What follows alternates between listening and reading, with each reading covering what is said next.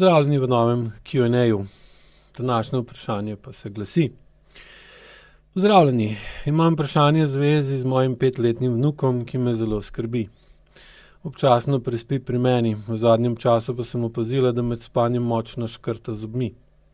Sicer je zelo bister in prijeten deček, vendar izredno občutljiv na zunanje držljaje. Močne svetlobne spremembe, napete situacije ali celo risanke, ki jih njegova mlajša sestrica gleda brez težav, pri njem sprožijo beg ali notranji umik. Ko se znajde v frustraciji, pogosto izbruhne v agresiji, včasih pa se uspe zadržati in takrat se še bolj umakne vase. Ker imam občutek, da v sebi trpi, me zanima, kako bi lahko razumeli njegovo vedenje skozi pogled AIQ metode in AIQ čustvene zrelosti. Kako kot babica lahko primerno pristopim k temu, da ga podpiram, ne da bi ga dodatno obremenjevala. Hvala za vaš pogled in usmeritve. Najprej se vam zahvaljujem za vprašanje in za iskreno skrb, ki jo izražate do svojega vnuka in vaše opažanje njegove občutljivosti, škrtanje zobmi, izbruhov agresije, kaže na to, da njegov živčni sistem deluje v kronično povišani napetosti, ki je običajno ali pa skoraj vedno posledica notranje neusklajenosti med njegovim doživljanjem sveta in pogoji, v katerih dejansko mora delovati. Gre za eno od oblik čustvene neučinkovitosti, ki pa seveda jo otrok še ne zna izraziti drugače kot z odzivi telesa in vedenja.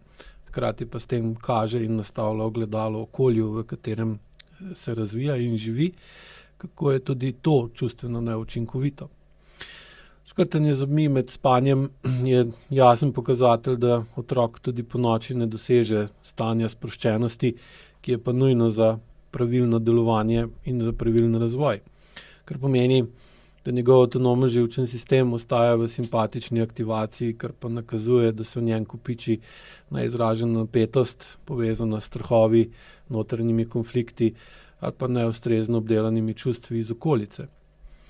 Otrok absorbira in je sam premalo močen, da bi lahko v bistvu za svojo živostjo ali pa za svojim telesom se zaščitil pred okoljem in hočeš nočeš se more pokazati ali pa biti točno takšen, kakšen od njega okolje zahteva, in s tem nam da dragoceno priložnost, da z njegovim vedenjem vidimo stvari, ki jih sami ne čutimo pri sebi ali pri drugih v tem telesu. Dejansko pa njegovo telo išče način, da to napetost sprosti. Pogosto z nehotnimi gibi, stiskanjem čeljusti, neenakomernim dihanjem in motnjami spanja. Predvsem zaradi tega, da se dovolj utrudim med spanjem, da je potem tudi manj aktiven, ko je buden. Občutljivost na svetlobo, na napete situacije ali hkratna agresivnost ali umik vase so v bistvu pokazatelji, da otrok nima dovolj notranje kapacitete za predelavo vseh držljajev, ki jih dobiva iz okolja. Ne gre za to, da bi bil on slab ali težaven, ampak za to, da njegov sistem je enostavno preobremenjen, kar pa spet kaže na to, da je preobremenjen tudi sistem pri njegovih starših in lahko tudi starih starših. Otrok, ki nima vzpostavljenega občutka varnosti in stika s sabo, kar je pa možno samo, če se počuti varno in je v stiku s starši, bo zaznal in interpretiral tudi povsem običajne okoliščine kot ogrožajoče, ker hoče poudariti, da je ogrožen. Takšne stanja senzorne preobremenjenosti pa seveda povzroči intenzivne odzive, kot sta boj ali agresija oziroma beg ali umik vase. In to je klasična simpatična in parasimpatična reakcija živčnega sistema. Pomembno je pa, da poudarim, da vaš opazovalni pristop oziroma zaznava, kdaj se umakne vase in kdaj zmore to agresijo obvladati, v bistvu zelo dragocena, ker v takih trenutkih ni več težaven, ampak se uči čustvene regulacije, hkrati pa lahko tudi vi z svojim opažanjem povezujete njegovo vedenje s svojim lastnim vedenjem in na tak način posredno opazite vpliv svoje podzavesti na njegovo telo. Hkrati mu pa za učinkovito okolje očitno manjka varno okolje, da bi se lahko učil, kjer bi mu dejansko nudilo čas, prostor in mir in predvsem odrasle, ki razumejo, da se njegovo vedenje ne sme obravnavati moralno ali vzgojno, ampak regulacijsko in telesno. V praksi AIQ metode se pogosto srečujem s primeri otrok, ki zaradi nerazumevanja okolice razvijajo čustveno inkontinenco, preobčutljivost in kompulzivne vzorce, kot so škrtanje zobmi. Vzrok je vedno v tem, da odrasli pogosto nehote otroka prisilijo v podreditev, pri tem pa spregledajo njegove notranje doživljanje in neustrezno obremenjen živčen sistem. In posledica tega je postopen razvoj senzorno-motorne amnezije, ki se pa običajno razvije in uskladi v enaki meri in v enaki obliki, kot je to pri starših. In seveda ta mu pa onemogoča, da bi sebe čutil celovito in jasno ločil med tem, kaj čuti on in kaj se od njega pričakuje ali pa kdo vse na njega vpliva. In seveda, da bi znal tudi pokazati in povedati, zakaj je tako.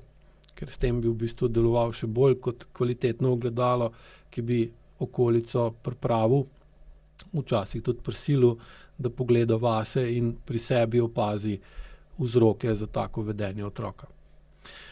Zato je v takih primerih zelo priporočljivo, da se odrasli, ki so največ z otrokom, začnejo postopno učiti AIQ. In otrok bo s tem se najlažje in najbolje ravnal skozi vaš lasten dvig čustvene zrelosti, sposobnosti regulacije in povečan občutek za telo. In ko se odrasli sprostijo, ker znajo boljše reševati svoje probleme, boljše jih pa rešujejo zato, ker se bolj čutijo in bolj znajo določiti, kaj je problem in čigav je ta problem, bo to občutil tudi on, brez da bi morali vi karkoli reči ali razlagati. Hkrati pa bi priporočil, da omejite izpostavljenost digitalnim vsebinam, tudi če so nedolžne, ker otroški živčni sistem je še posebej občutljiv pri otrocih in ni zmožen obdelati hitrih menjav barv, zvokov in držljajev, ki jih risanke običajno prinašajo. Namesto tega je bolje, da dobi več izkušenj v nedigitalnem okolju, naj si bo znotraj ali zunaj, še posebej v naravi, bolj nežne, umirjene fizične aktivnosti, dotik, bolj počasne gibe, stik z telesom staršev ali z vašim telesom. Predtem se pa seveda pripravite, da bo kazal notranjo močno agresijo ravno zaradi tega, ker ne bo mogel več te agresije sprostiti ali pa držati spravljene v sebi skozi povečan zunanji pritisk, kar bo pa seveda samo še bolj jasno pokazalo in dokazalo, da je vzrok v njegovi napetosti in njegovem stanju okolje, v katerem živi. Kar pa seveda od vas zahteva, da greste v spremembo sebe in tudi ostalih odraslih, ki vplivajo na njegovo življenje prav tako.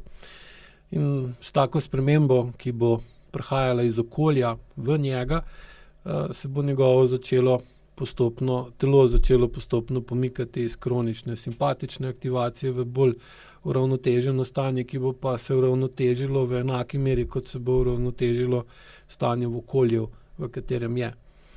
In za večjo globino tega razumevanja je pa smiselno razmisliti o vključitvi v AIQ program, da poslušate spletna predavanja, ki jih imam, kjer govorim o vzrokih za taka stanja in na ta način počasi pridobite ustrezno razumevanje in tudi telesne izkušnje skozi AIQ vaje in AIQ dihanje, kako so vaši lastni vzorci vplivali na njega in še vedno vplivajo na okolje, v katerem ta otrok živi in kako jih postopoma spreminjati. Hvala lepa.